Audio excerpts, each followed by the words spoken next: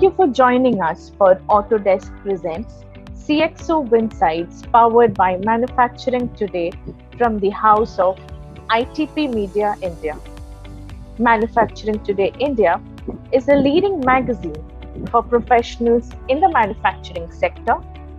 News and features in the magazine encompasses everything related to production, automation, machine tools, plant heads, supply chain, technology, among other things.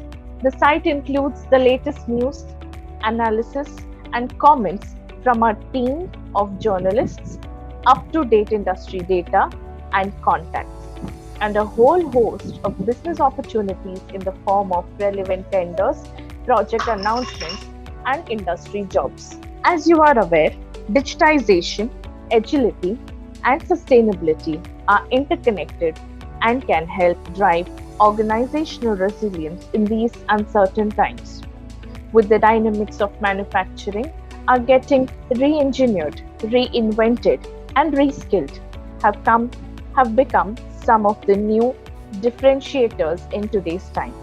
We are putting together a knowledge platform for a select group of CXOs and the decision makers who will share their key experiences and lessons on how to overcome current challenges and convert some of them into new opportunities for their businesses. Our esteemed panelists, Jagdish Ramaswamy, President and Chief Digital Officer, Hindalco Industries Limited. Mr. Ramaswamy is an electronics engineer with a postgraduate certificate in statistical quality control, operations research, and reliability from the Indian Statistical Institute.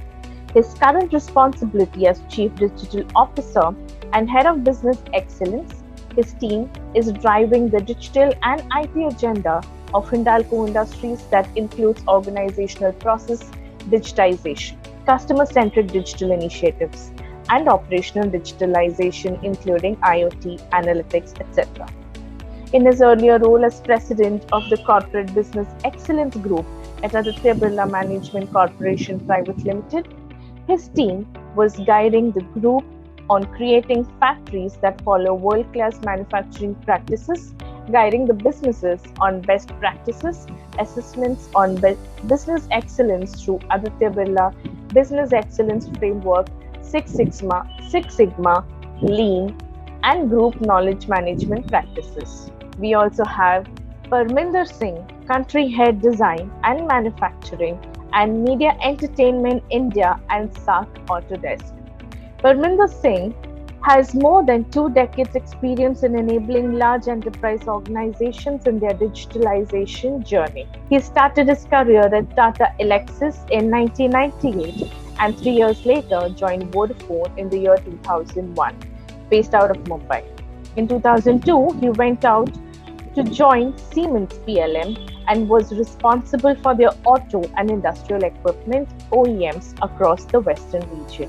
Post a successful stint, in 2005, he took on the responsibility for industrial equipment, marine, and offshore industries based out of Gurgaon. In 2010, he joined the Salt Systems as Regional Manager, North India, and subsequently took on the role to grow the aerospace and defense and marine and offshore industry from 2012 to 2016. He led the CPG industry from 2017 to 2018. And thereafter, in 2019, he took on the role of the Director Transportation and Mobility in North India. Parminder brings along vast experience of creating value propositions, leading teams from the front, building strategies for win-backs, and stakeholder management and partnership skills with the CXOs across India. Next, we have Vineet Sahni, Group Chief Executive Officer, Lumax DK Jain Group and Senior Executive Director, Lumax Industries Limited. A flagship company of the DK Jain Group oversees the entire operations of the group. A veteran in automotive industry with over 32 years having demonstrated his unique leadership style, he has a rich experience of more than 20 years in the automotive lighting sector and has been instrumental in promoting self-reliance in technology for Indian engineers. He has an extremely rich techno-commercial background. He's an engineer from Delhi College of Engineering and PG Diploma in Business Management 1989, MSPI Delhi, and started his career with Tata Motors. He has held various senior positions at other major players in the auto components industry. This discussion will be moderated by Anbu Varadan, Director General and CEO, IMTA, the Apex Industry Association for Machine Tool Sector in India, and also the President of UFI, the Global Association of the Exhibition Industry.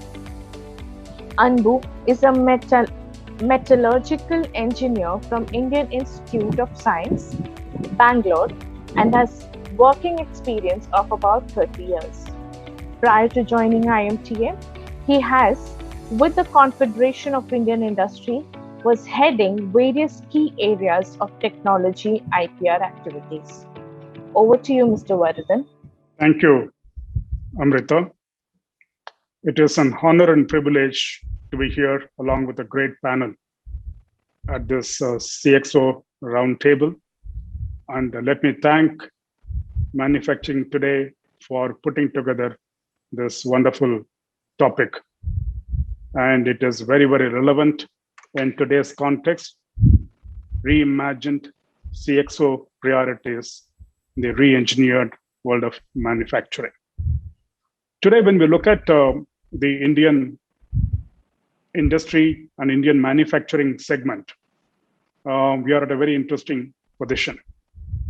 The first and second wave of the pandemic made a huge impact on our country as well as our industries. And our industries were a little more prepared and more resilient during the second wave of the pandemic, though we still have the possibility of a third wave, but I think as a nation, we are better prepared. And with massive vaccination program going on in the country, driven by government and supported by industries, all segments of industry, I think we can move towards a relative normalcy soon. When we look at the past couple of years, especially the last 18 months after the COVID struck us, and government has been playing a very, very important role, a vital role for the nation to emerge stronger from the pandemic impact and also keeping the future growth in mind.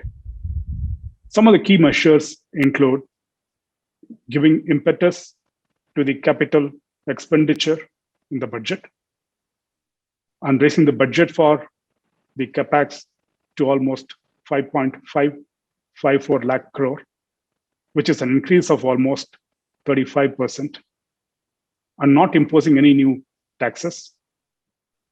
Larger budget outlays for most manufacturing segments, including railways, etc., and also having a special focus on technology and healthcare, and reducing the corporate tax, effective corporate tax to 25%, with greenfield projects to 15%, and PLI schemes and incentives for almost 13 new segments, including big ticket items like electronics, and expanding ECLGS to 3 lakh crores of support, and a number of initiatives for MSMEs, and of course, Atmanirbhar Bharat and Make in India focus.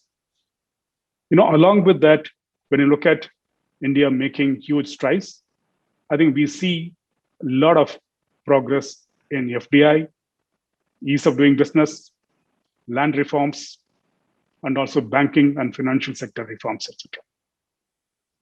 When you look at the big picture of our industry, our manufacturing, India has a vision to reach $5 trillion economy size by middle of this decade.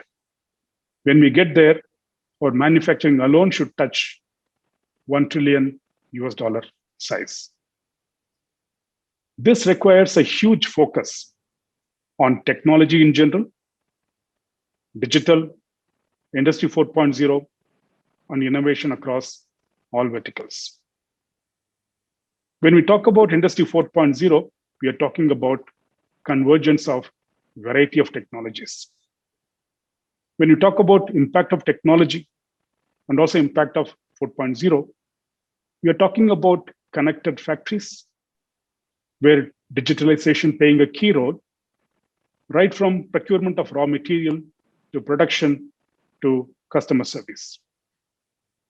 And when we look at the key benefits, it includes overall efficiency, cost, profitability, better quality, safety, and so on.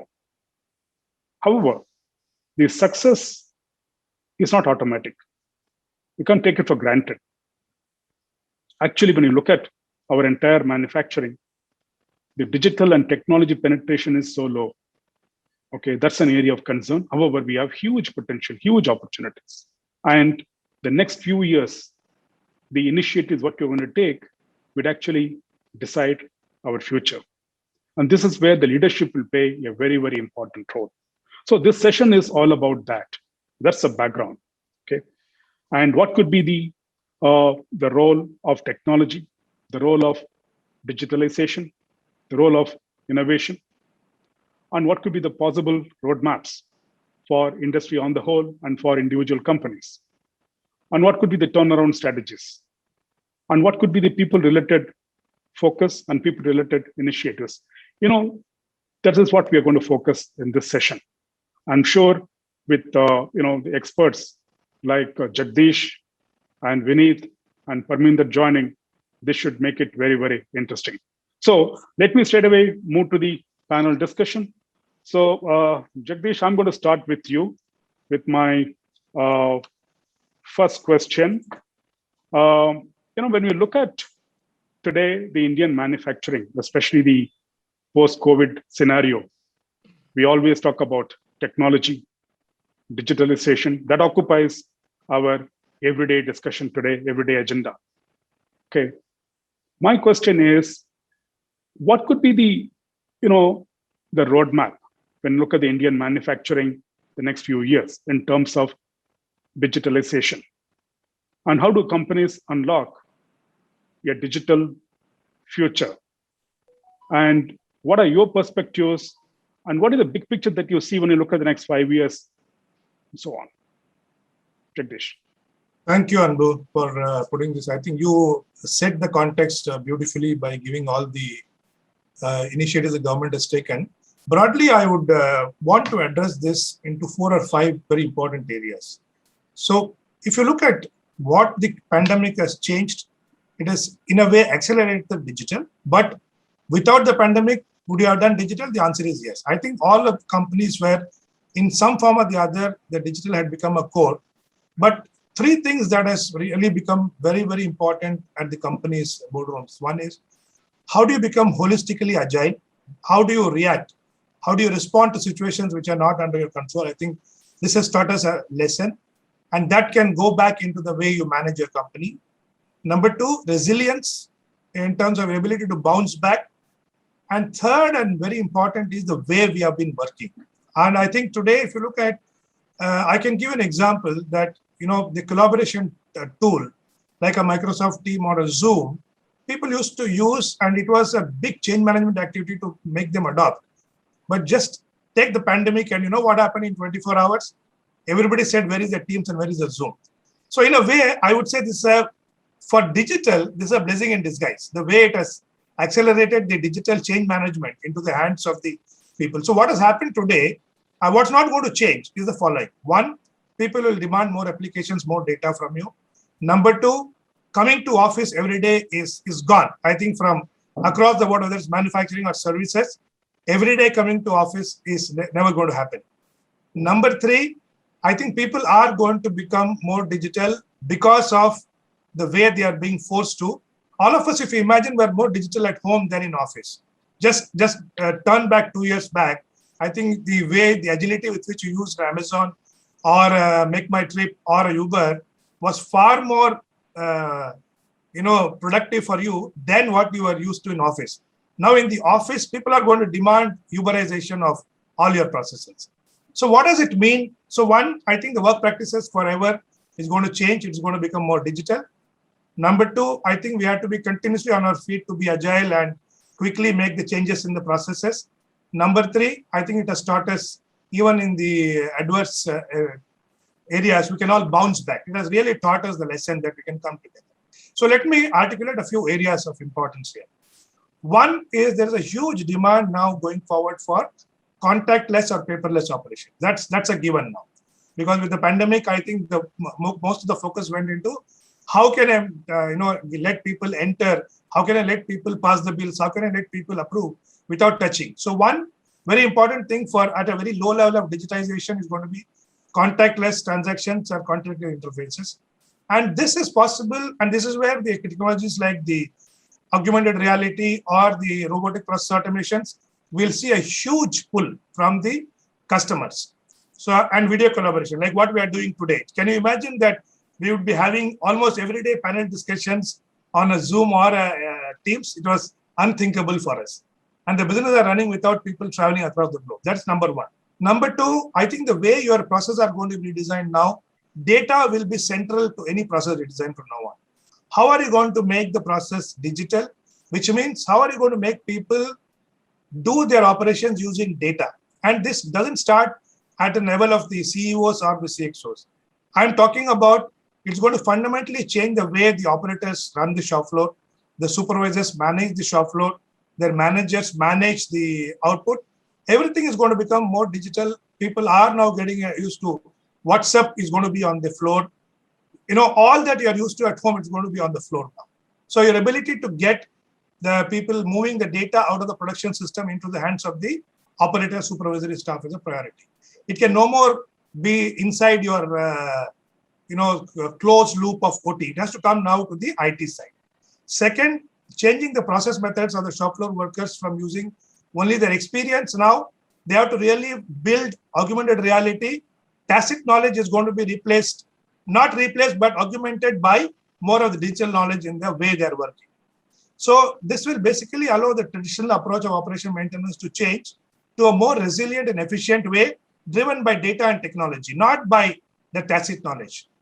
Third one is about the way you are basically monitoring your operations. So gone are the days when you're going to have 100% of the people available in the shop floor. So what will change is the optimizing the operation through using digital, giving remote access to the operations, giving remote control centers where people can be instructed how to run the factories.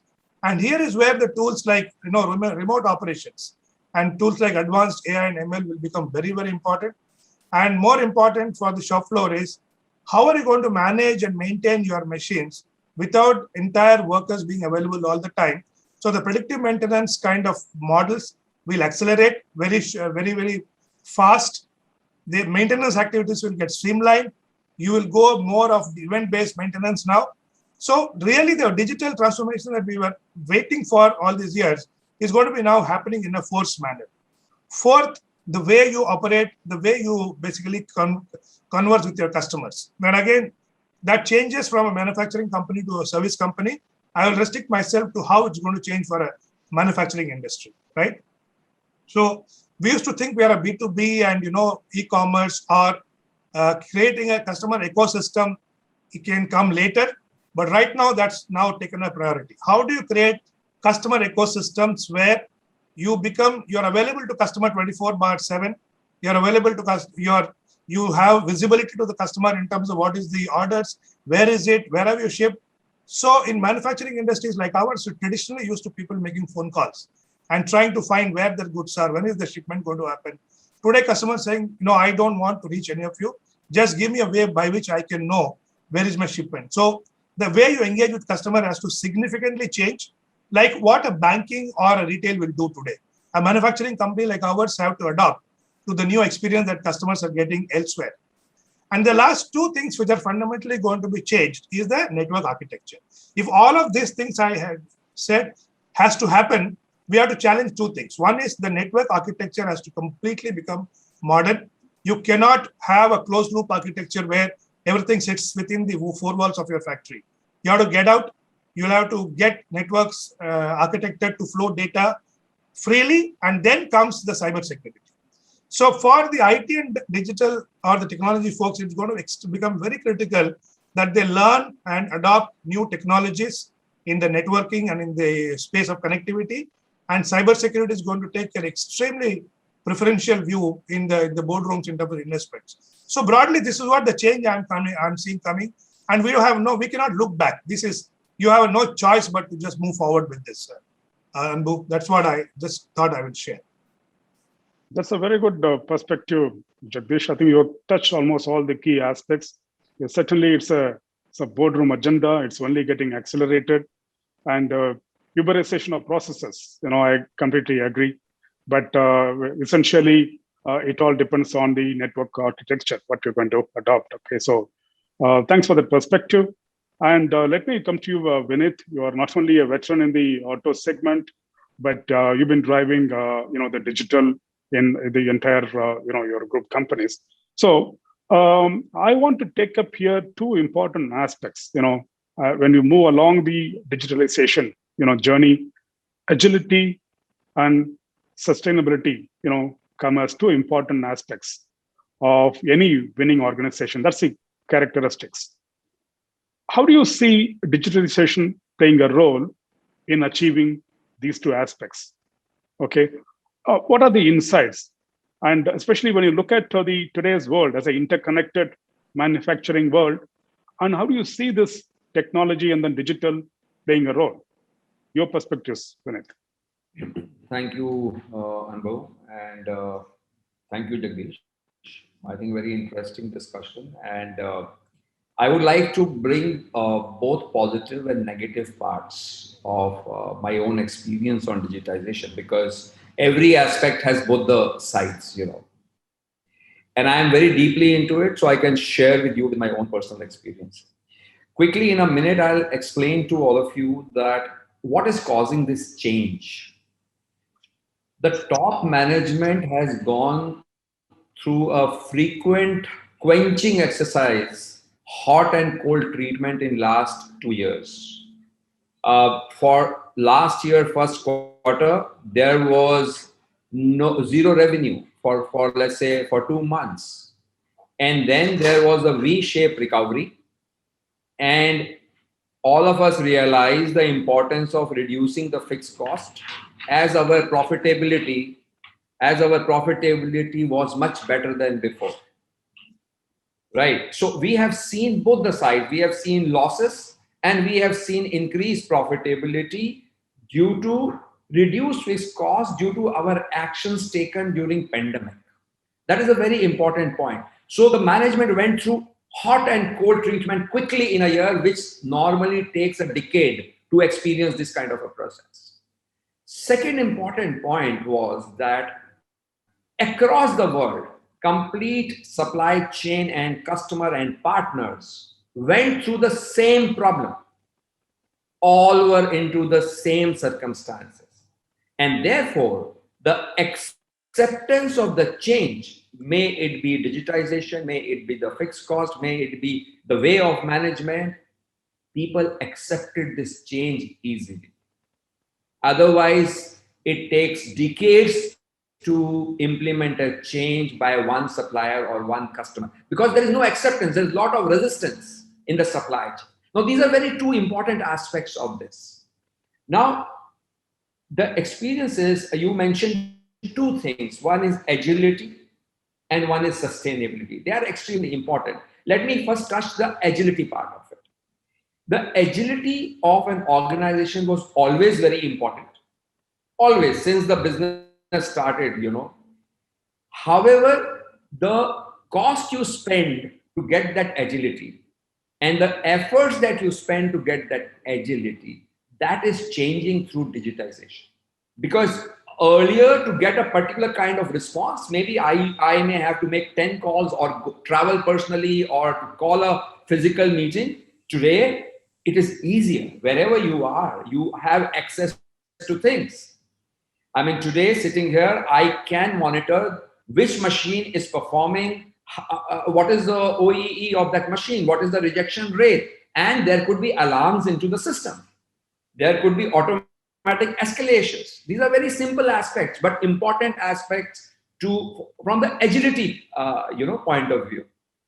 However, we should not ignore this. I am coming to the other side. Data is as good or bad as it is interpreted. Therefore, digitalization does not mean we are doing away with human mind and human talent. In fact, the kind of people that a manufacturing requires today is very different. Most of the manufacturing setup are working with contractuals due to the costs in the system, because our current pricing structure does not allow us to skill up almost all operators in the organization. So you work on a ratio of casuals, which are normally 10th or 12th grade cleared, and DETs or engineers model, right? The ratios could be different. Certain companies might be working totally on casuals, certain could be working on 30-70, and certain could be on 50-50. But very few organizations are 100% on a DET or technical model, 100% workforce. Very few. But when you get digitalization, you need a mind that can interpret the data right and execute for agility and sustainability. Now, that's a very, very important aspect which nobody can ignore. Getting just digitalization without the right mind in the organization would not lead to the desired results. So this is one important point which is coupled with digitalization. Second is sustainability of the business. Digitization has really helped in sustainability of a business. For example, the alarms are on time. Any quality issues, the interpretation, the analysis can be done faster.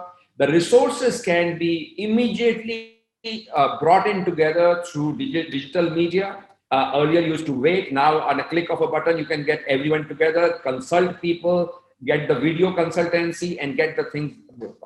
Again, sustainability gets covered and has to be protected by the skill and interpretation of human mind. So these aspects come here also. So agility, sustainability has to be coupled with the kind of people you're going to have in the organization. So the message that I want to give today is digitization, to be successful, has to be coupled with the mind power of the workforce in the organization. Just alone, it won't be able to function. Thank you.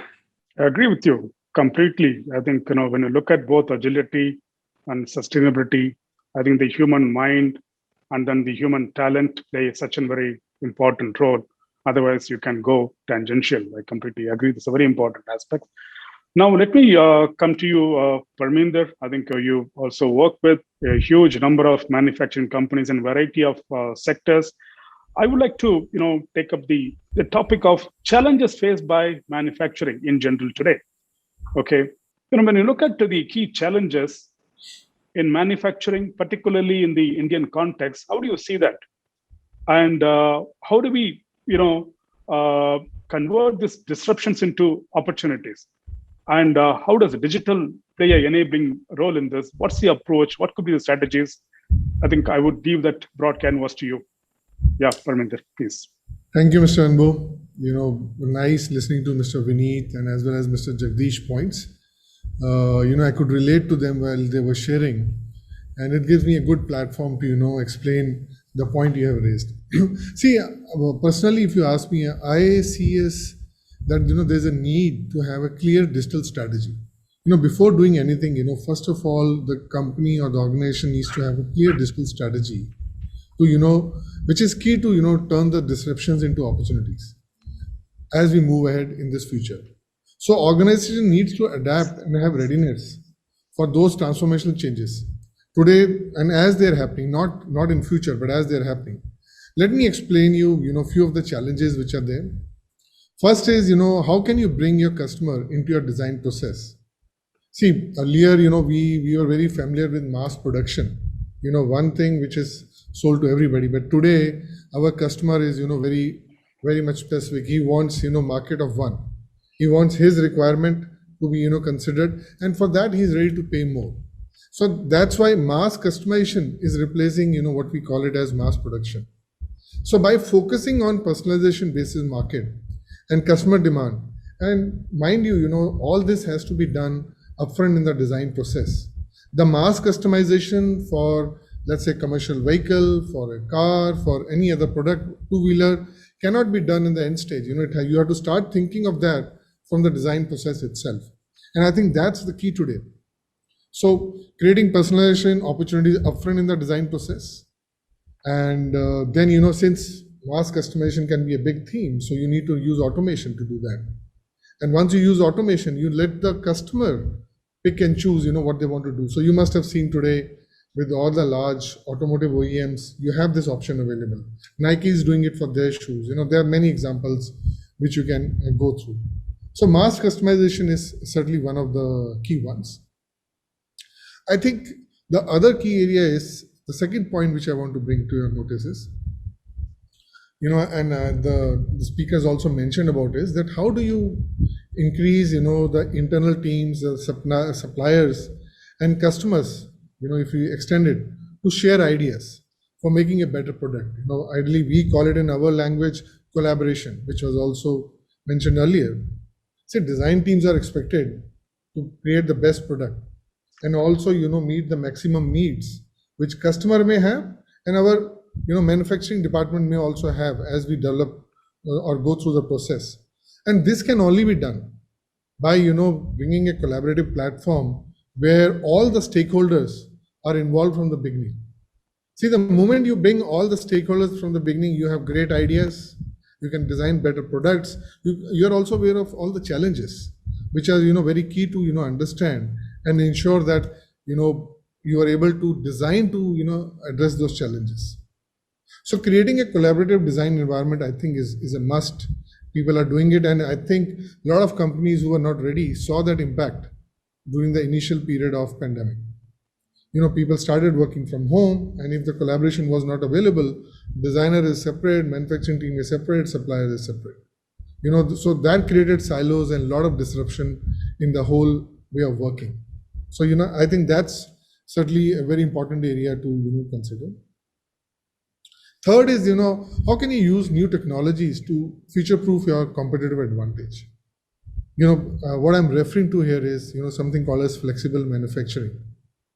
Today, manufacturers are expected to offer great flexibility in what they produce and also, how they produce. Those with manufacturing capabilities who can support a shorter product runs, use new materials, and even, can reconfigure their lines to, produce different products. Or even if not reconfigure, design the lines in such a way that they can, produce multiple products. I will give you example is, how can you have a scooter and a motorcycle on the same line, or maybe a phone and a tablet on the same line. So these are important areas which today, our customers are facing the challenge and they need to address them. Last but not the least, I think customer experience has also become a very important challenge to address.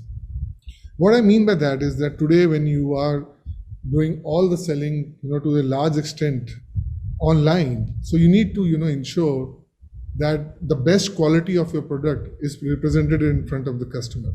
You cannot take chance or, so you have to ensure that they have a lifelike experience of your product. And that's must, so that's another area, where I feel that as we move forward, our customer needs to ensure that customer experience for their customer also improves. So these are the areas, where I think I feel that, companies need to act on. I agree completely. I think these are all certainly great opportunities as we move forward. Flexible manufacturing, customer experience, and also collaborative approach using all stakeholders. And also right in the beginning, you mentioned mass customization. Okay, I certainly see, there are I think there are huge opportunities if we take the right direction.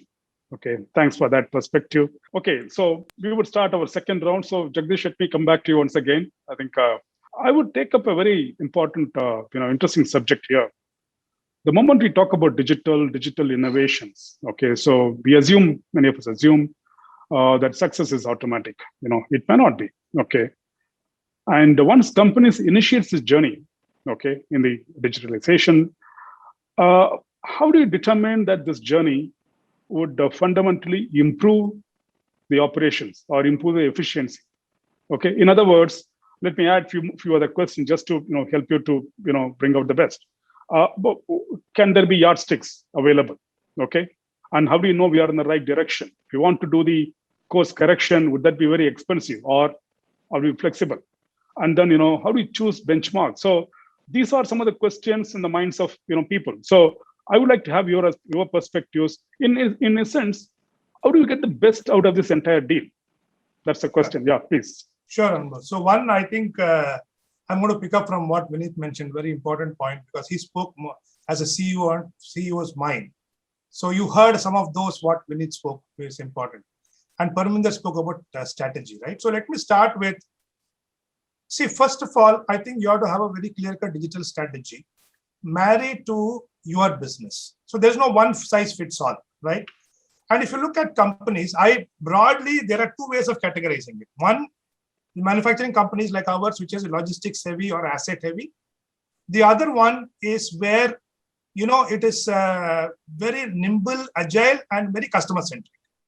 So if you look at, so you have to first understand what are you? Are you the logistic heavy, asset heavy manufacturing industry? Are you a very agile and a customer facing business where the changes are going to be very rapid in terms of what is expected from the market?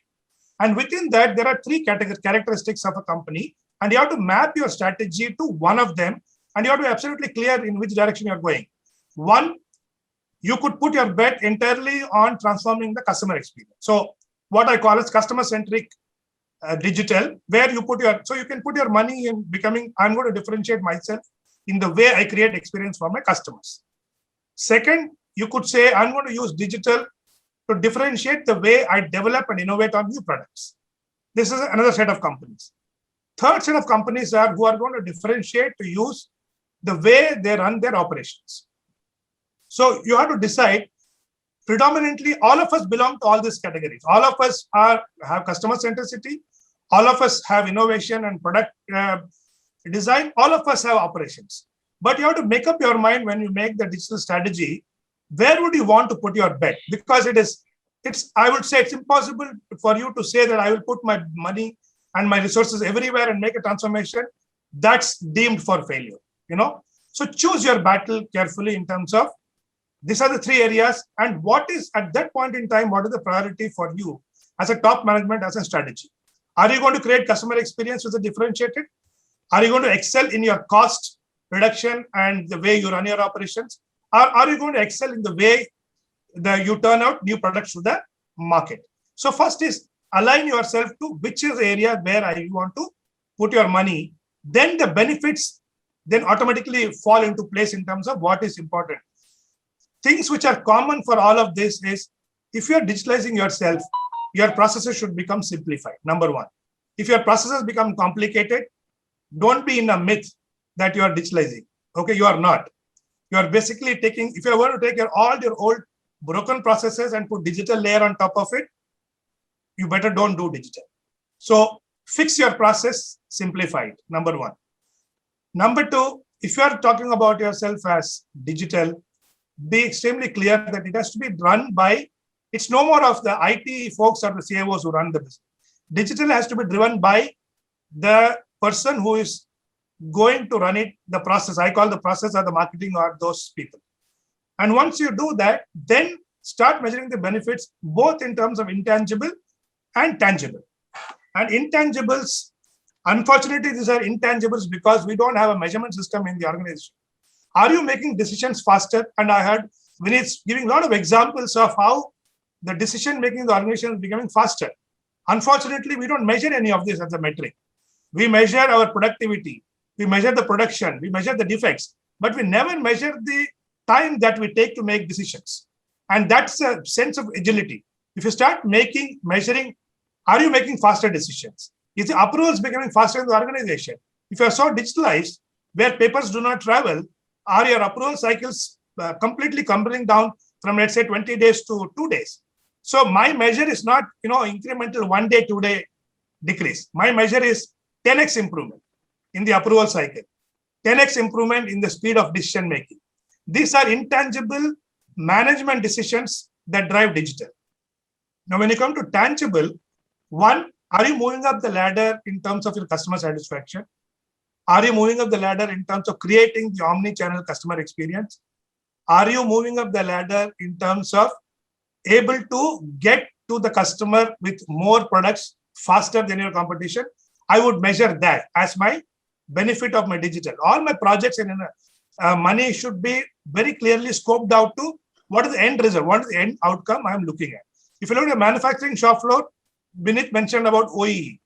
Is my machine downtime going down?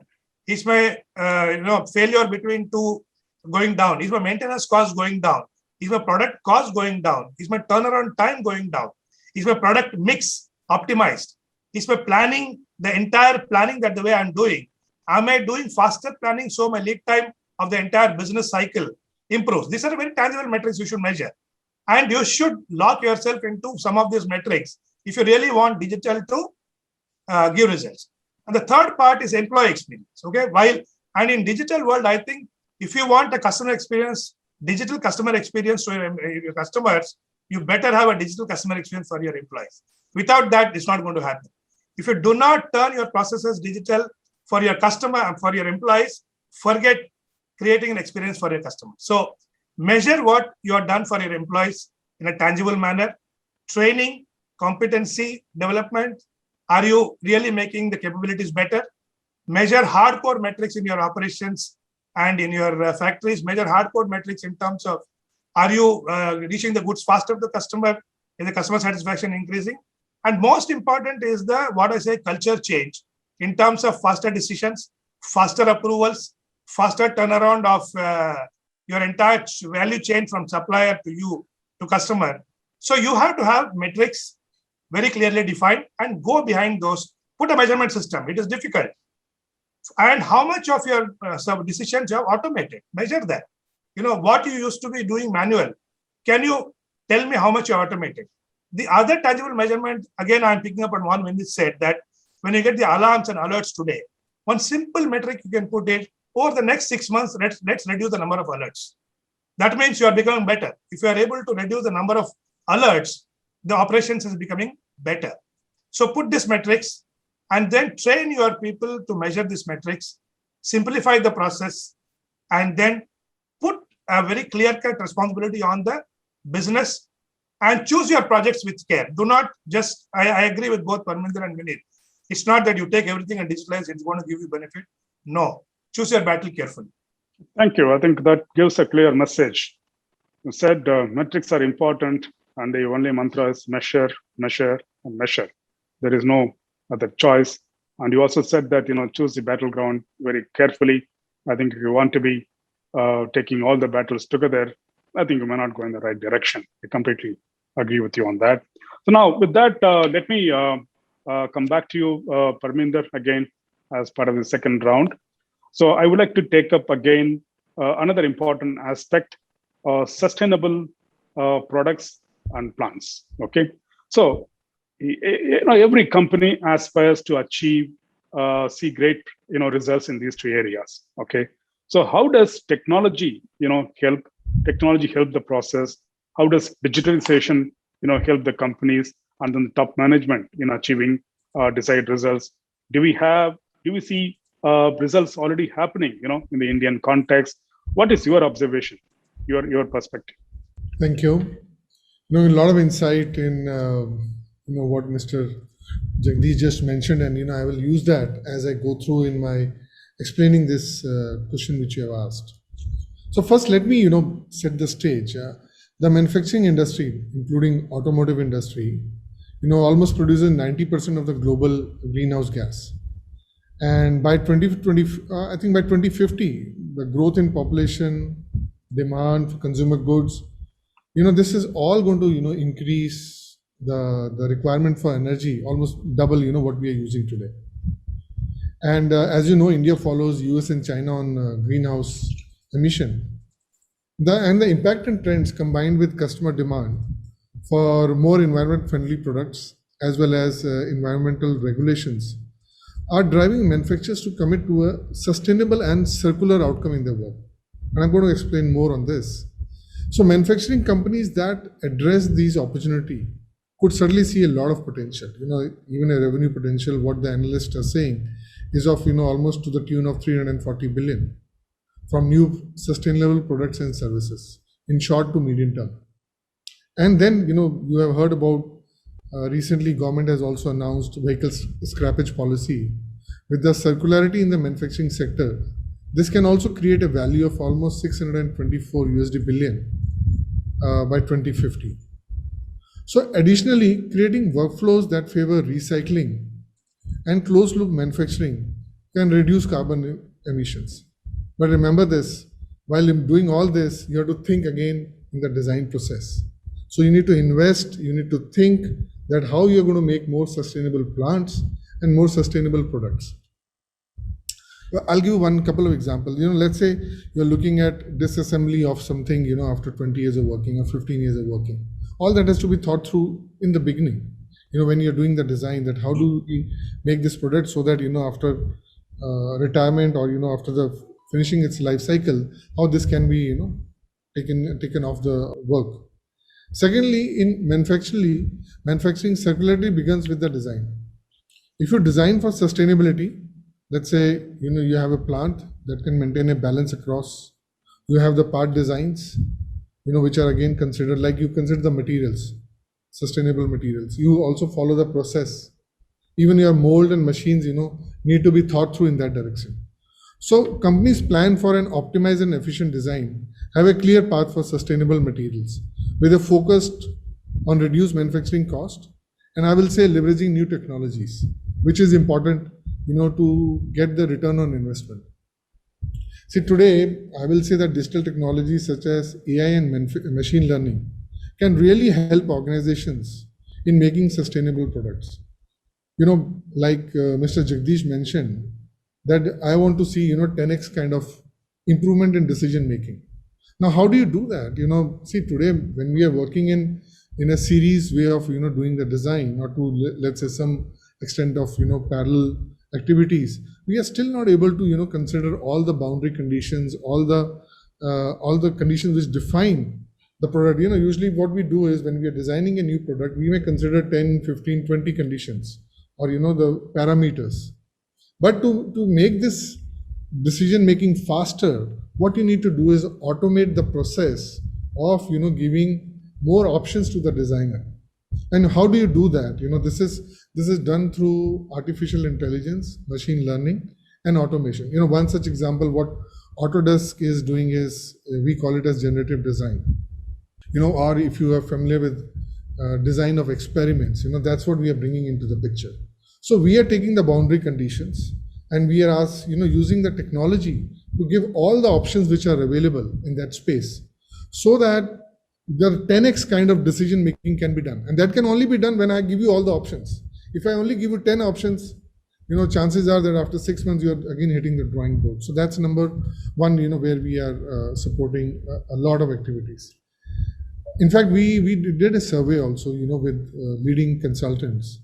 And we conducted survey of designers, engineers, procurement, operation, and production professionals in the range of design and manufacturing industry to better understand the impact of sustainability issue in those areas. And you'll be surprised to know 64% of respondents stated that reducing material waste in production was the top priority in decision making, followed by material use in products in design and operational energy used during production. So around these, we are driving various initiatives. I'll give you an example. Decathlon, which is, we all are familiar in India now. They are making, high performance bicycles. Usually high performance bicycles are not very environment friendly because they are made of carbon. They have used a different approach. They went with the generative design, used a different material like aluminum. And now they are making a product which is lighter in weight, easier to transport, and at the same time giving you all the performance which is required, and then also environment friendly. So this is one example, where I'm talking about how we are supporting, the sustainable product design. But you can extend the same to the plants, to the factories, to the large facilities what we have, and how do we make them more sustainable? As you know, Autodesk is one of the leaders in this field. I'm going to cover more on manufacturing, but certainly with respect to large buildings or organizations also, we do a lot of work. So for factory, there are solutions that can support efficient planning and validation of factory layouts and equipment placement to maximize production performance. And this helps save time, money, energy, and material that are often wasted due to poor design and inefficient production cycle, which create bottleneck, machine idling, slow product runs. Mr. Sahni just mentioned earlier also some of the points. I will come back to them. So manufacturers can reduce energy use by up to 25%. Mind you, 25% and increase productivity through smart and connected manufacturing techniques. So that's another way, how Autodesk is helping its customers to do so. And what we are trying to do is bring everything, all this information on a single platform so that the people can take the decision faster rather than, collating the information from 10 different systems and then trying to figure out what is to be done. So this is how, digitalization is helping companies to make more sustainable products and plants. Okay, I think, thanks. You touched, several points there, and also getting all the possible options very early in the process is very, very important. And digitalization, I can see that helping in multiple ways for the companies to really, consider all those options and then go in the right direction.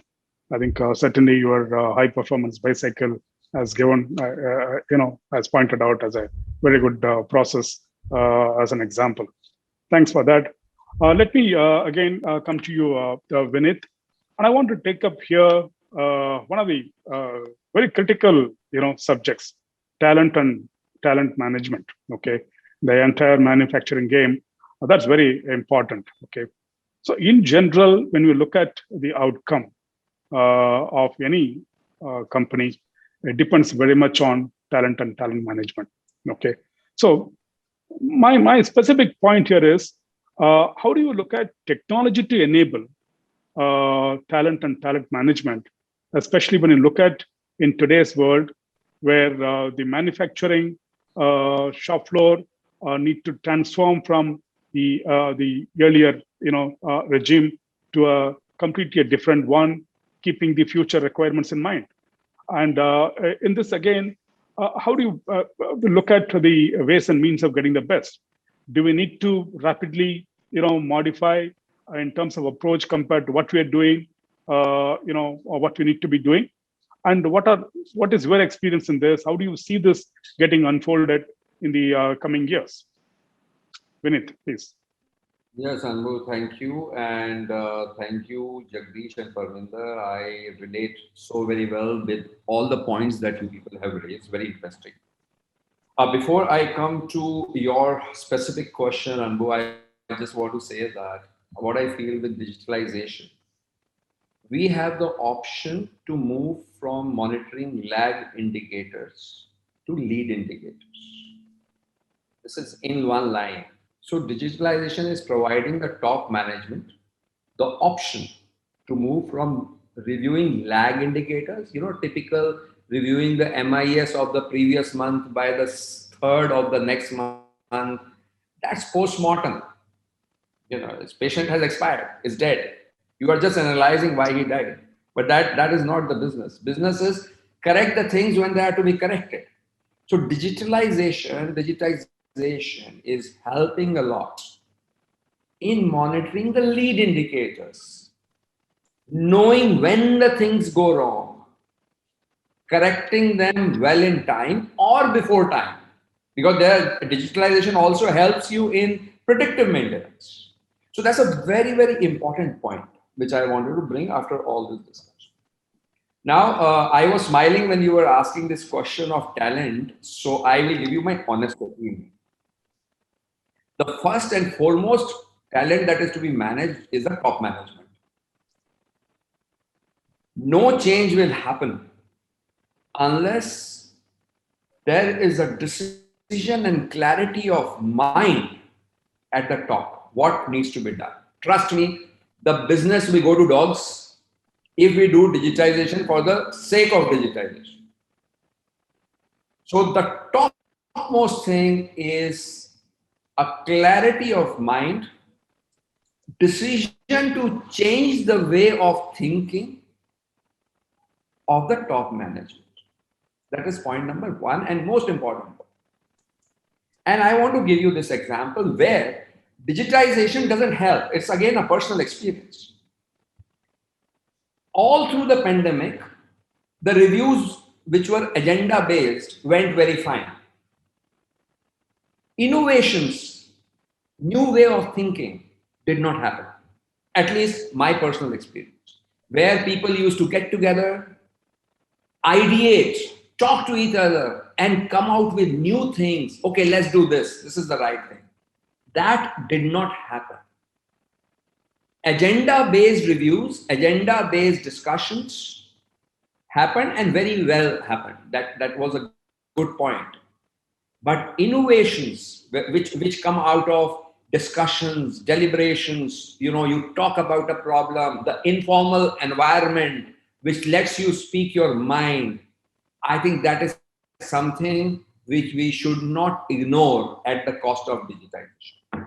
Second point is, while I will also give you some example, we could make customer happy on certain things, but the relationship that you develop with your customer or a supplier when you meet personally, when you speak informally, when you know about them, when you know about their likings, when you know about their family and fears, that went missing. So I think that should also not be sacrificed at the cost of digital. These are very, very important aspects. And I will give you actual examples. Customer was very happy. We used to we do Innovation Day on the Engineers Day in India, which is 15th of September. As a rule, to encourage and motivate our engineers, we call Innovation Day. So top management goes, talks to engineers, they can showcase their innovations or the patent file or, and then we invite some customers. A good point was that due to digitization, we could get more number of customers. We could get their lot of focus because there was no travel. And it went very smooth, very well with much better results from the innovation part of it. And trust me, negligible costs. Because earlier we used to organize, we used to give to some agency to create the booths, and there was a travel happening across, people moving from Pune, Bangalore to Delhi or Delhi to, and customer traveling, nothing happened. Almost negligible cost, better results. This is a good part of it. But if you think we can continue for 5 years like this, no, there will be a negativity. You need to engage physically also with the design resources, technical resources to ideate about the application of that innovation. That may not happen over digital media. So this is the blend, the hybrid, which will emerge as we go forward for the success of any business. And again, as Jagdish had said, we need to choose. We need to choose. It's an innovation. Well, talk, meet, talk, ideate, bring out something new. But if it is a format-oriented agenda, well, digitalization, right? So this is the next. We also spoke about connected machines, machine learning, artificial intelligence, and augmented reality and mixed reality. There are a lot of words coming out, but I want to tell you again, it has taken me painfully, despite my own review, more than a year, trust me, to implement the digitalization the way I want in my one of the plant, which is supposed to be it has taken a year despite focus, because at the end you are dealing with human beings who are not used to something which you want. So the education, and there comes your question on talent. How do we develop that? So their constant training, their e-learning modules have come. But trust me, you can buy e-learning modules, but you don't know whether a person is learning from it or not. And 99.9% he would not. I'm telling you, practical. So there has to be a interaction on learning. There has to be a positivity about learning, and there has to be an appreciation to those people who learn fast and who contribute so that the culture improves. And this whole process will be driven by a clear mind of top management, including the corporate HR. I mean, you have an old-fashioned HR head. Trust me, no digitalization will happen. It won't, because it's all about people. So it's very important that we have a learning of people, and also we need to get some new blood into the system. It is also very important. The youngsters are savvy digitally. It's a fact, because they are living their life digitally. We need to induce that blood, tell them that you are the nucleus for this change, and they will become opinion leaders to bring the change in culture and also help in reskilling of the current employees. Now, this is a process which should be visible to top in their mind, that this is what I am doing and this is how I am monitoring the process.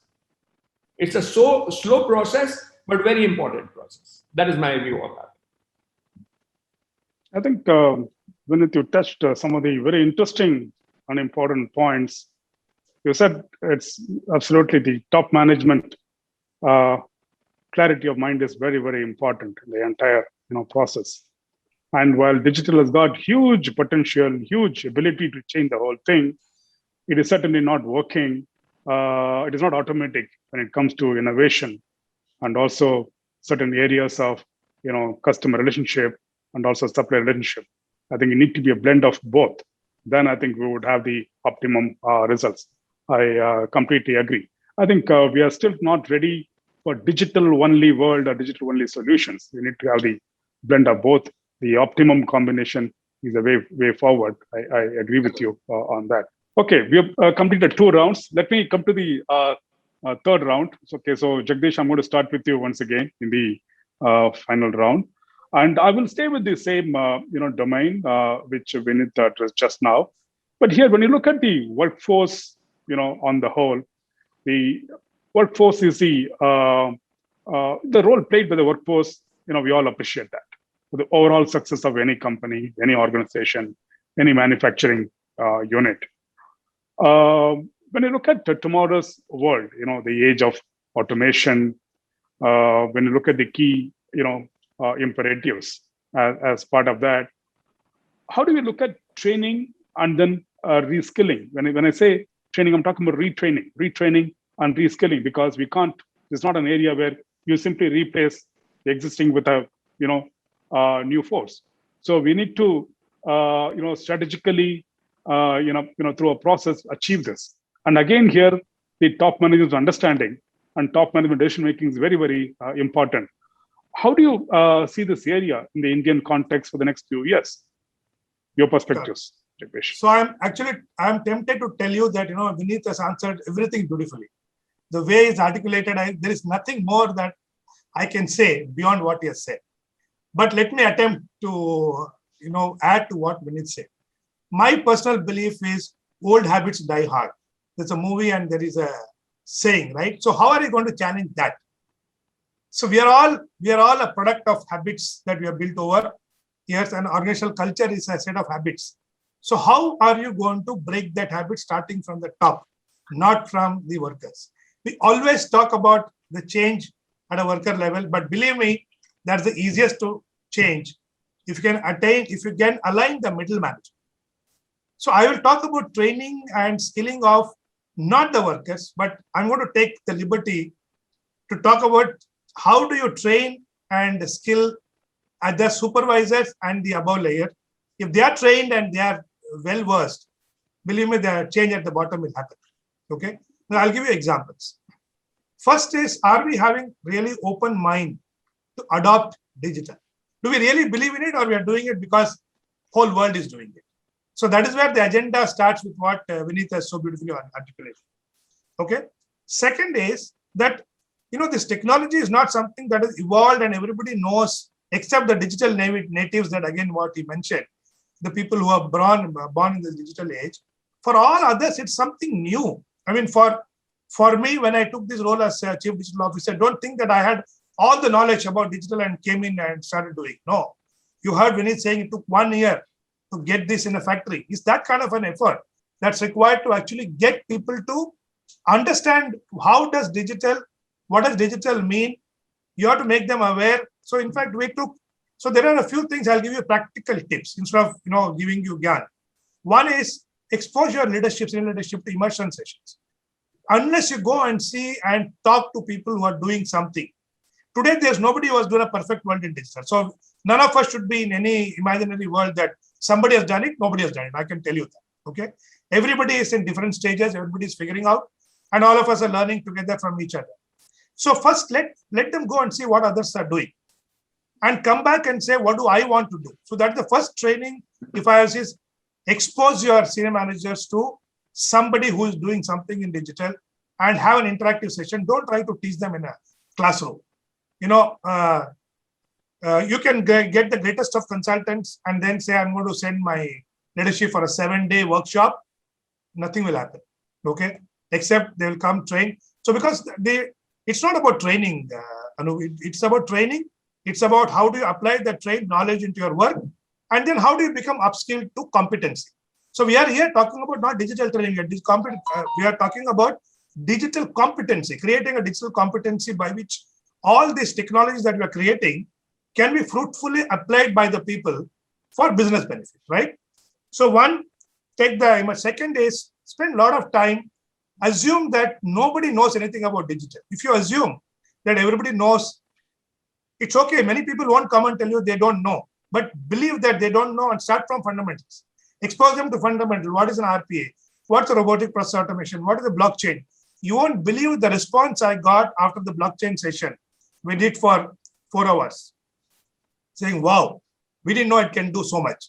So it actually triggers the thoughts in terms of this. If this is what the blockchain is, then immediately the next day, we got 100 use cases. People just start innovating on that one technology and tell you so many possibilities. Till that session happened, people would not talk to you on blockchain because they don't know. But they will not tell you that they don't know. So you have to understand that in this world, it's important for you to proactively engage. And even if they know, assume that they don't know and start to give them very simple awareness sessions. And it has done a world of wonders for us. 4 hours on IoT, 4 hours on blockchain, 4 hours on what is RPA, 4 hours on what is connected plant, 4 hours on what is a sensor, 4 hours on what is a data lake, 4 hours on what is OT security. Split this topic. These are all very simple topics, but make it very simple for people, engage somebody. And for God's sake, do not outsource training to a third-party academic institution. Okay? They will come and give you all theoretical reasons, and they will not have any view of how it is done on the shop floor. So follow this training with small projects. Engage them in projects, in the design of a blockchain, in the design. So we did that. Okay, now you will lead the project. People who undergo this training, let them lead the project and take a project which is connecting your area of work. See, normally what we do is we say everybody has to take a 5-day training in a year. We train them. And you know what? We don't even know what they are doing with the training. But in digital, do not do that, because you're not only wasting the money and effort, you're actually losing the whole connect of the training with the impact that you want to make. So connect the training to the business impact, give them exposure outside. And now coming to, see, when we say digital is all about data, your ability to get, and again, I go back to what Vineet said, where is that data and how are you going to keep it available? Train people on how to use data to what it means to their level. The way a CEO looks at the data is not the way an operator looks at the data. It's not the way the supervisor looks at the data. It's the same data, but please teach them how that particular data is going to make is useful for them to make a difference to their work. People always ask, "Karna kya hai?" This is typically, okay, some training is over. Mere ko karna kya hai? So unless you are able to translate these digital technologies or data into this is how your practice is going to change. and it requires hand holding. Do not believe that somebody comes and trains and goes off. Transformation is not going to happen. You need a 1 year hand holding. We have done 1 year hand holding in plants to go to operator and say, data kya hai? What is the data? What is it telling? Where is it coming from? What do you do with the data? It will look very sound, very rudimentary, but that's where you start. Okay. Engage. Teach them how the alerts are, what actions to take. People need the managers to come and be with them when you take the actions. So engage the top management in immersion, engage the top management in awareness sessions, give them a lot of capsules, engage them in project reviews, and give people the training in technology and digital and data on what matters to them. Do not try to teach everybody everything. Just pick, okay, if it's a finance person, what's most relevant is blockchain. Let him observe blockchain first. Let him do 1 or 2 projects. Then give him RPA. Don't teach him IoT from day one. So I think you have to pace it out, be patient about it, and continuously ask what practices have you changed. We measure practice change. Every plant, I ask what practices have you changed in the last 3 months? What has changed? So you have to follow this training and knowledge with what practices are you changing and force the habit. One of the habits we have forced it, morning meeting will now happen only through the previous hour's data. And you will have every hour, there will be a 5 minutes meeting on what is the trend of the last hour. We have replaced the 1 hour morning meeting with capsules of 5 minutes after every hour. And that's how you get people to train them and don't instill fear that this is going to be very difficult. Nothing is difficult for people if you give it in the way it has to be given. So these are my viewpoints on what we are doing in Hindalco. And the last one, I'm picking up a Vineet. We have identified people in the age group of 21 to 27. We call them digital ambassadors. They drive all these programs, not the senior guys. We have 70 of them in the age group who are digital natives who are driving the entire digital program. So they are your best ambassadors to That's very interesting. Bring the skill. Yeah. Okay, I think Jagdish, actually you managed to add quite a few points to what Vineet has covered already. I think it's very good. I think both so that's of why you. I said, he set the context and he gave me the field to add. Yeah. Absolutely. Having an open mind is a key, and creating digital competency is absolutely very important, and proactive engagement. Okay, it is not. Sorry, just, one more thing I just want to tell you one thing. Yeah, don't please. allow people to work on Excels. Just take off everything and then say you have to adapt to the new application or the new digital tools. Don't allow them to fall back on the old practices. You're making it really difficult for them. That's good. Okay, and then of course training through our projects would really make them understand in a much more efficient manner. I completely agree, and digital ambassadors is a good idea of promoting the entire thing in a different manner. Thanks for that. And Vineet, let me come back to you once again. I want to change the topic, slightly to another area which is very, very crucial. Okay, when we look at again the entire manufacturing and manufacturing companies, companies work on internal efficiencies. Okay, to lead to better productivity, better profitability, better market share, and better financial performance, etc. And what sort of turnaround strategies? Okay, otherwise it's not going to be automatic.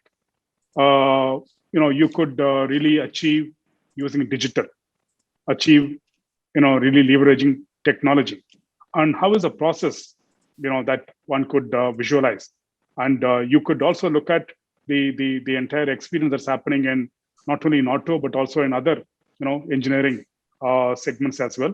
And my point here is, how can they make sure that they're going the right direction?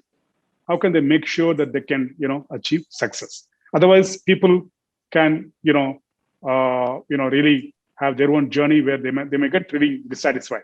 So what is your perspective, your ideas for those companies?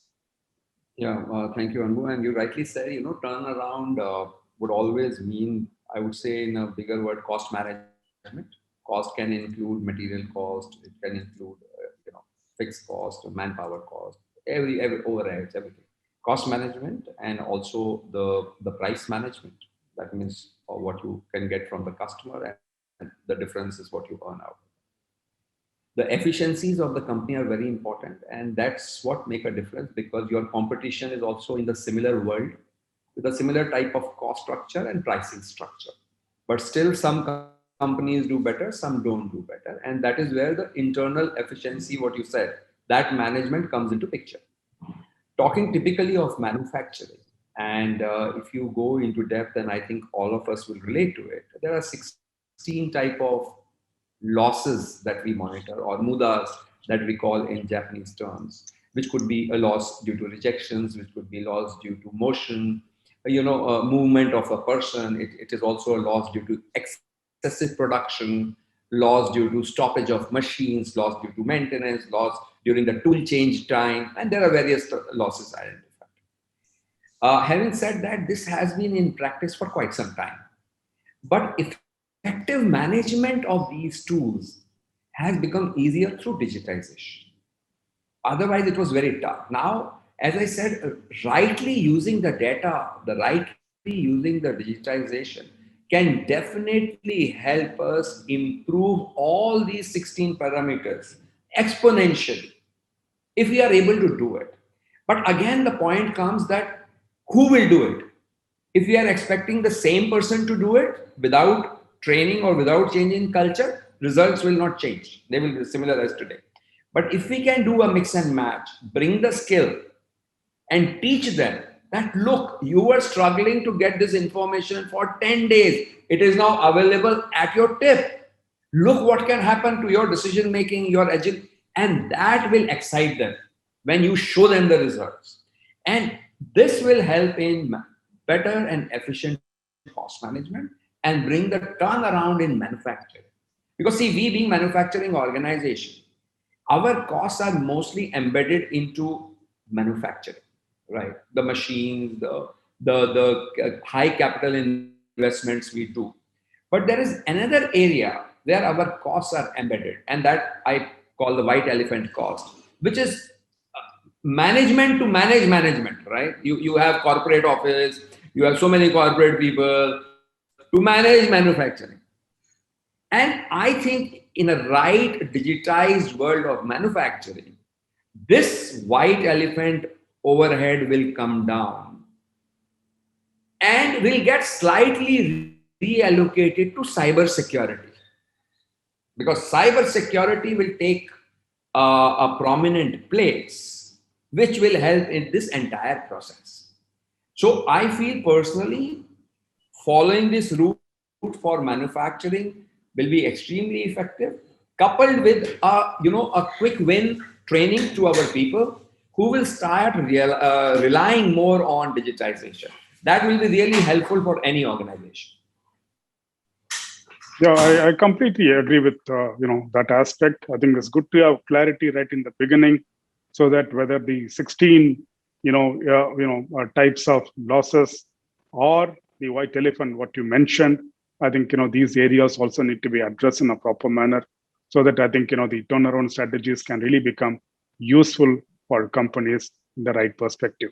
Thank you for that. And now let me come to you, Parminder. As part of the third round. I think in today's situation, everyone talks about new normal. Okay, so when you look at the new normal and in the post-COVID world, and what is the special value brought in by the digital twin, in your perspective, and you are very familiar with those aspects. And also particularly as Autodesk, when you look at, you work with variety of companies in variety of segments. What is the special, I would say, the customer perspective or the value addition to customer that you see happening for better efficiency, especially when you talk about the new normal, scenario, and also how do you see this, entire thing unfolding in the next few years? So, what's your, views on this? Thank you, Mr. Anbu. Before I go ahead, I certainly want to pick on, or mention what Mr. Vineet and Mr. Jagdish mentioned. And I've been, part of many such exercise where the CXOs have led, transformation in the organization.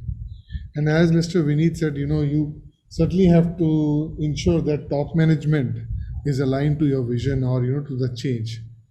And whenever the top management is aligned to the change, I have seen those results to be very effective. I've seen the CXOs driving those steering committees and driving the projects to achieve the end result. So that's a very important one. And second is the culture, which I think Mr. Vineet as well as Mr. Jagdish mentioned, that for large projects or transformations what you're driving, you ideally have to change the culture in the organization. And the way the examples given, bringing the new blood, taking the whole organization into the picture, even including the HR. I guess those are the ways, where some examples, to, bring such a change. Otherwise, the digitalization as such, whatever you're doing, you're basically bringing a transformation in the organization. And such initiatives with culture and with the top management are very successful in whatever I have seen, earlier. So thanks, and very useful insight what you shared. Coming to how digital twin is being used or what value it can bring to our customer, I'd like to share from the both sides, from design and manufacture. Though there are numerous usages of digital twin, I can keep going and discussing about it. In every aspect of life we can use digital twin. But to take few example, one is to the ability to adapt quickly in I will say manufacturing is critical for long-term business growth. And essential point of digital twin is the ability to design and test products. You see, today when we are designing products, parts, assemblies, or a large infrastructure, we most of the time, or where the parts are or the die is on one off. You cannot have a production a test made and then the final production one, because you will increase the cost by 100%. So you need to have a digital twin when you talk about a part or a product or an assembly, and bring all the analysis which you have to do, all the kinematic studies which you have to do in a digital environment, and ensure that when you are going on the production line, you have the product which is acceptable to your customer. Even to the point of manufacturing, when you have to cut a die or a mold, you need to ensure that digitally you have validated everything, all aspects, the controller, the machine, whatever is involved in making that particular product. So that's one example of digital twin in making a product. Even let's say in today's world, EVs, which are being worked on by many of the companies, you need to ensure that all aspects of your products are validated upfront in a digital environment. It can be your logics which are there. Once you have designed the logic, how physical and the logical part will behave together. Maybe bringing that on part of your on your 3D model, and that's where you get the added advantage. So like that, there are many examples which can be done on the product side. If you go to the manufacturing side, basically a digital twin, or on the plant side, I'm saying a digital twin virtually represents a real world of all the assets with the benefits of continuous real-time data from the objects. And in manufacturing, the digital twin provides insight to help or improve business practices and reduce downtime and increase ROI. I think some of the points were mentioned earlier also, that predictive maintenance, how can we figure that out, or as well as reduce or take the better decisions by getting all this information. So to give you an example on the plant or a factory side, is one of our customer, the name is Nest. Now the solar facade which is there, that exists as a library in our one of our product called as Autodesk Fusion 360, and they went ahead and digitize or scan the whole plant or the factory which was there, and then used the sensor data from all over the plant to put it in the building data and take the decisions based on that. So that's a digital twin of the whole plant or the whole building. Another example is, and in manufacturing what happens is that we have noticed that there are multiple systems doing in this area. Like for issues, you have a different system, you will have a SCADA, you will have IoT, and then so on and so forth. But at the same time, the manufacturing people need to take decisions. So how do you enable that? Imagine now that you have the whole factory which is there, maybe a steel plant or maybe a plant which is making, a particular part. And then, each area is already digitally scanned. All the MES data, if it is there, or IoT data or the SCADA data is virtually imposed on that 3D data. So that's where you get the digital twin. It's not only the 3D data, it's also the real-time data when imposed on it, helps you to make the decision faster. And especially in today's world, you are not visiting all the plants today, but you need to have as good view as possible if you are, actually there. How can you do that? So we help our customers to scan the plant, take the inputs from various sources which might be there, as mentioned earlier, IoT, SCADA or MES, and impose on the digital data which is there, 3D data. And that gives our customers sort of a cockpit of all the plants and help them to take the decisions. So that's another way we are helping our customers with the digital twin strategy and help them to make decisions faster. See, the overall benefits what customer get is optimized performance, very rightly mentioned multiple times, full view of all the data at a single place, then smarter predictions or whatever failures are going to come or the good things are happening, you can know up in advance. Like you're having a 5 minutes meeting. Imagine you have this kind of data, how it helps you to take a better call or a better decision. And last but not the least, I think the crux is that our customer wants faster results. They want to take decisions so that they get the results which are right, and that's what we support through this initiative. So I'll say, Anbu, that these are the key things which we are doing on our digital twin strategy. Thank you, Parminder. I think that's a very quick overview of how the digital twin could be sort of leveraged for the overall success and then overall improvement in the context of manufacturing. Unlimited possibilities, whether one has to go through this and then gain their own experience and their own results. Thank you for that. I think we are certainly running out of time. I think we are coming towards the end of the panel discussion. We've had a great deliberation. We had a great discussion, in fact, with all the three experts. We covered a whole lot of subjects, starting with strategies for overall approach in terms of digitalization, and then we went on to touch turnaround strategies. We looked at talent, we looked at talent management, we looked at innovation, and then we looked at how the people aspect could also be leveraged in the best possible manner. So let me thank all of you gentlemen, Jagdish, Vineet, and Parminder, for making this truly value-adding session. Now, quickly, without losing much time, let me hand it over to Sanjay and then Amrita.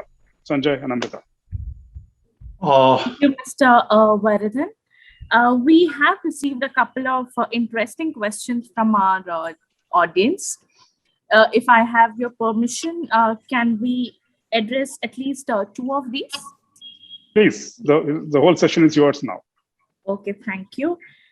So the first question is, for companies already using some sort of technologies or are at a certain level of digital transformation, how do they assess their current standing to decide where they lack and what needs to be done to achieve their digitalization goal?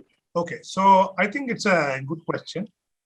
There are two ways of doing it. One, you definitely have to baseline yourself, okay, in terms of where you are, and marry that to your digital strategy. So typically you start digital with some pilot projects to start with, but quickly you should scale that up into what exactly are you trying to improve. So once you do that, then you do a baseline, and I would say baseline for digital has got multiple aspects, right? What is the problem you're trying to solve? Hence, what is the data you require? So where are you in the data acquisition? First, I will say, do you have the data? Second, do you have the data that is believable, what I call data integrity? Third, what is the source of data?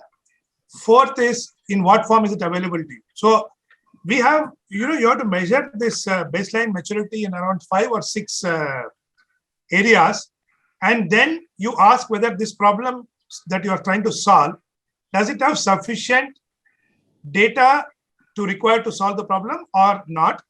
And then you marry that with the technology.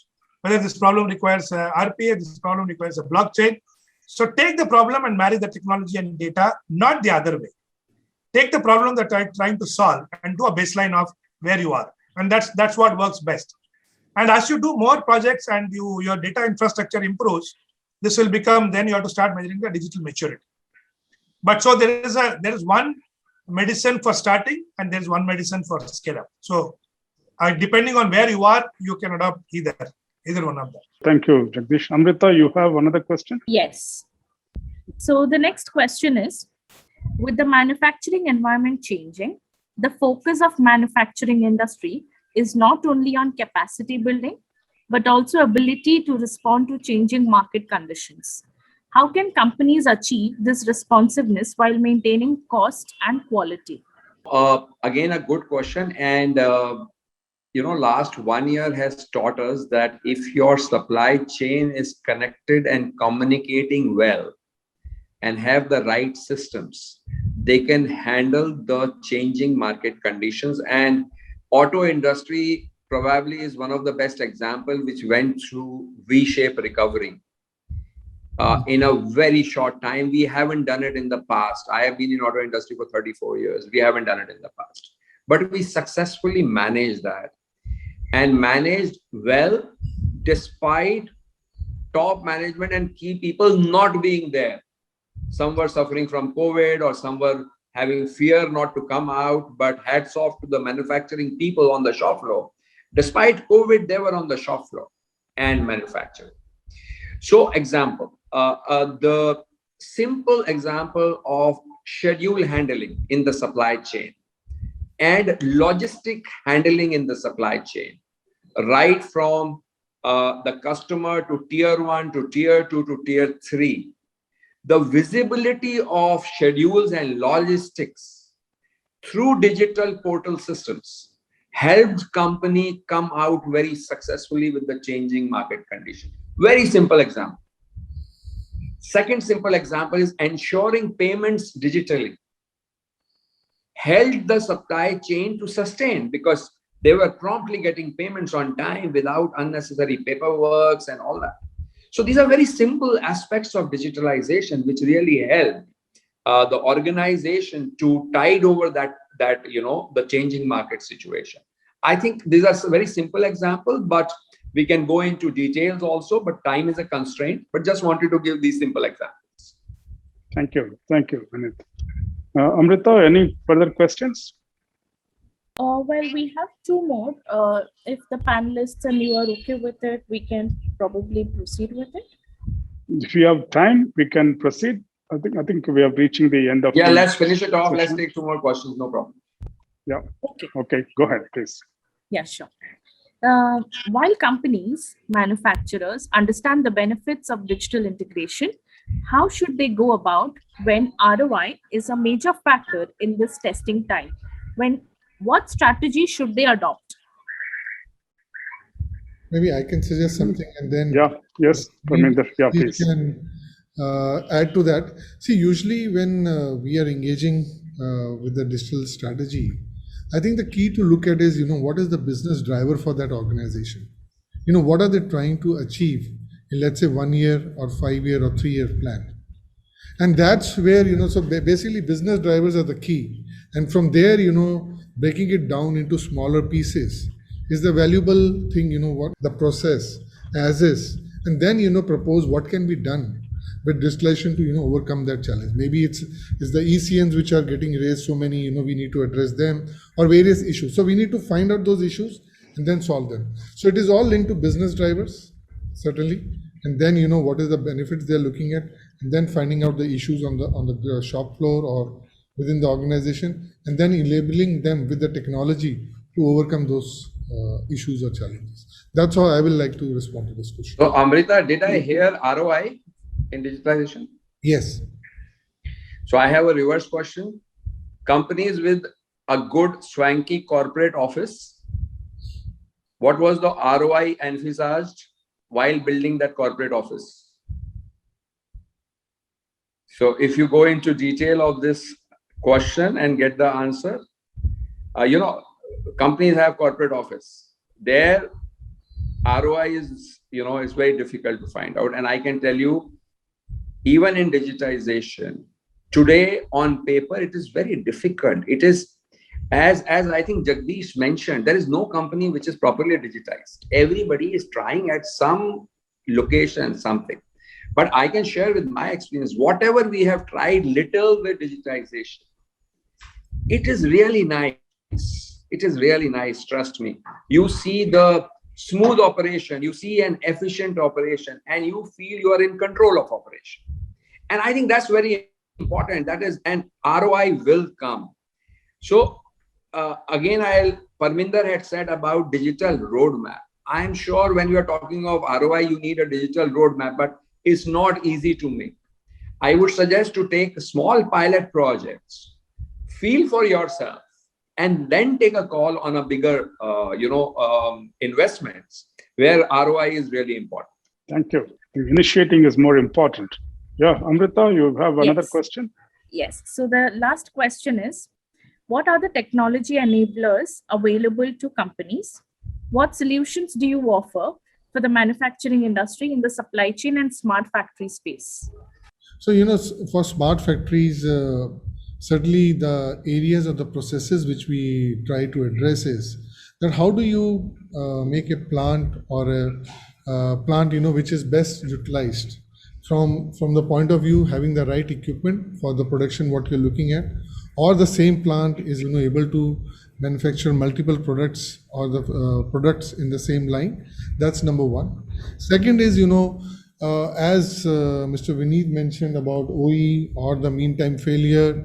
So these are all informations which you gather during the process. But I will say that one has to be very careful what you want to capture. So we provide the facility to have the digital twin where you can have all the information collected from your sensors, other systems, and place it on the digital data, and then make the decision making for the smart plant. But again, with the pointer that please collect only the data, whatever is most important for you. Like Mr. Vineet mentioned, 16 different points which they are very clear. They need to map or they need to improve. So those data we can provide and help organization to improve their efficiency and the usage in that particular plant. So that's the area which we work on. But I think the first point which we mentioned, we also help customers to whatever the production process they are planning to use before the product is launched, we can validate that for them.